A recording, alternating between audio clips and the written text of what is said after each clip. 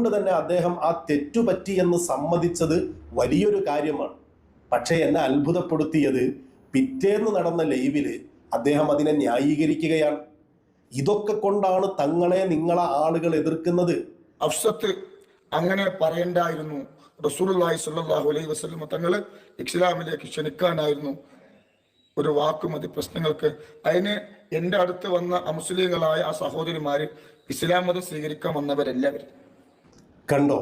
ഹഫ്സത്ത് എന്ന് പറയുന്ന ഒരു സഹോദരി എഴുതിയ കമന്റിന് തങ്ങൾ മറുപടി കൊടുക്കുന്നതാണ്. അവരെൻ്റെ അടുത്ത് ഇസ്ലാം സ്വീകരിക്കാൻ വന്നവരല്ല എന്ന്. അതുകൊണ്ട് ഗുരുവായൂരപ്പനെ മനസ്സിൽ കരുതി നിങ്ങൾ ഊതിക്കോ എന്ന് ഒരു ഇസ്ലാമിക സദസ്സിൽ വെച്ച് പറയാൻ പറ്റുമോ? ഗുരുവായൂരപ്പനെ മനസ്സിൽ കരുതി ഊതാനും പ്രാർത്ഥിക്കാനും ഒക്കെയാണെങ്കിൽ അവർ നിങ്ങളുടെ സദസ്സിലേക്ക് വരേണ്ട കാര്യമുണ്ടോ? തങ്ങളെ ന്യായീകരിക്കുകയാണ്. ഇന്നലെ കുറ്റസമ്മതം നടത്തിയ തങ്ങൾ ഇന്നതിനെ ന്യായീകരിക്കുകയാണ്. എന്നിട്ടോ ആളുകളെ പിടിച്ചു നിർത്താൻ വേണ്ടി അടുത്ത സെന്റിമെന്റ്സ് ഇറക്കുകയാണ്. അതുകൂടി കേട്ട് നോക്കാം. ഒരു പ്രാർത്ഥനക്ക് ഇപ്പൊ ഞാൻ അന്ന് പറഞ്ഞേക്കാണ്, ഞങ്ങളടുത്തുള്ള ആളുകൾ ഊതുന്നത് പോലെ മുസ്ലിങ്ങളായ എൻ്റെ അമ്മമാരും എൻ്റെ അച്ഛന്മാരും ഊതിക്കൂലെന്ന് പറഞ്ഞാൽ ഈ പറഞ്ഞ ആൾക്കാരനെ വന്നിട്ട് അത് പറയും. ഈ പറഞ്ഞ ആൾക്കാരനെ വന്നിട്ട് പറയും. അതെന്തെങ്കിലും അങ്ങനെ ഓലെന്നെ അങ്ങനെ പറയും. എന്ത് അങ്ങനെ പറയാൻ പാടുണ്ട്. ഓലെന്നെ വന്നിട്ട് പറയാം. സത്യത്തിൽ അദ്ദേഹം ഇതൊക്കെ പറഞ്ഞ് സ്വന്തം അണികളെ പറ്റിക്കുന്നതല്ലേ? അവരുടെ സഹതാപം പിടിച്ചു പറ്റാൻ വേണ്ടിയിട്ട് അദ്ദേഹം പറയുന്ന കാര്യങ്ങളല്ലേ? ഞാൻ എന്തു പറഞ്ഞാലും എന്ത് ചെയ്താലും ആളുകൾ എന്നെ കുറ്റപ്പെടുത്തുകയാണ് എന്ന ഒരു സഹതാപം, അത് പിടിച്ചു പറ്റാൻ വേണ്ടിയല്ലേ അദ്ദേഹം ഇത് പറഞ്ഞത്? എന്താണ് അദ്ദേഹം പറഞ്ഞത്? ഇനി ഞാൻ അവരോട് മറ്റുള്ള മുസ്ലിം സ്ത്രീകളൊക്കെ ഊതുന്നത് പോലെ നിങ്ങൾ ഊതിക്കോ എന്ന് പറഞ്ഞാലും അതിനെയും ചോദ്യം ചെയ്യാൻ, കുറ്റപ്പെടുത്താൻ ആളുകൾ ഉണ്ടാകുമെന്ന്. എന്തിനാണ് ഈ പണിയെടുക്കുന്നത്?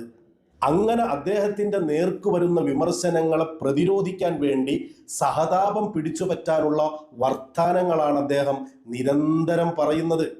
മാത്രമല്ല അദ്ദേഹം ചെയ്ത കാര്യങ്ങളൊക്കെ അദ്ദേഹം എണ്ണി പറയുന്നുണ്ട്.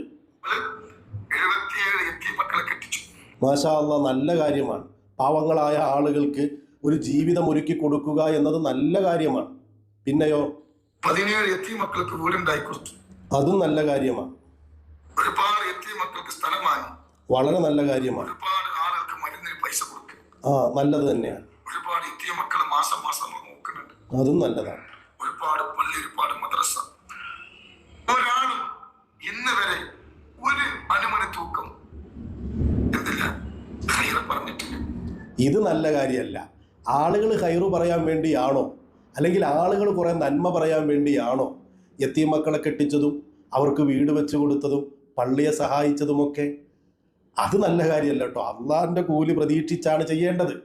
അപ്പൊ അദ്ദേഹം പറഞ്ഞ് ഞാനിങ്ങനെ ഒരുപാട് നല്ലതൊക്കെ ചെയ്തിട്ടുണ്ട്, പക്ഷേ ഒരാളും നന്മ പറഞ്ഞിട്ടില്ല, ഖൈറ് പറഞ്ഞിട്ടില്ല എന്നൊക്കെ പറഞ്ഞ് സഹതാപം ഉണ്ടാക്കിയെടുക്കുകയാണ്. തങ്ങളെ നിങ്ങളോട് ഒരു വെറുപ്പുമില്ല. ഇവിടുത്തെ ആലിമീങ്ങൾ നിങ്ങളെ എതിർക്കുന്നത് നിങ്ങളെ തകർക്കാൻ വേണ്ടിയല്ല.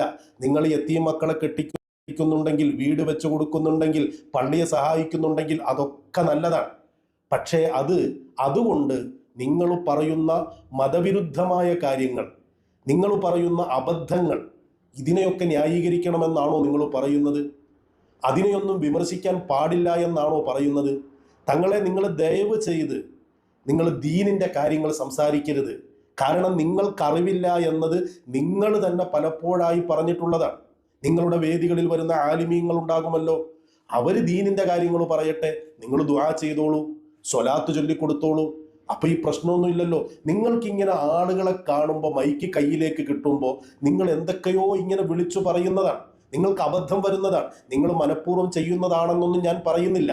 നിങ്ങൾക്ക് അങ്ങനെ അബദ്ധം വന്നു പോവുകയാണ്. ഇപ്പൊ ഈ വിവാദമുണ്ടായ വീഡിയോയിൽ തന്നെ നിങ്ങൾ ഒരല്പം ചോറിന്റെ പേരിൽ എത്രയോ ആയിരക്കണക്കിന് ആളുകൾ അവിടെ ഉണ്ടെന്ന് മാത്രമല്ല, അത് ഓൺലൈനിലൂടെ ലോകത്തിന്റെ പല ഭാഗത്ത് നിന്ന് കാണുന്നവരുണ്ട്. അവിടെ വെച്ചൊക്കെ ഇത്തിരി ചോറിന്റെ കണക്ക് പറഞ്ഞിട്ടൊക്കെ നിങ്ങൾ സംസാരിക്കുന്നില്ലേ?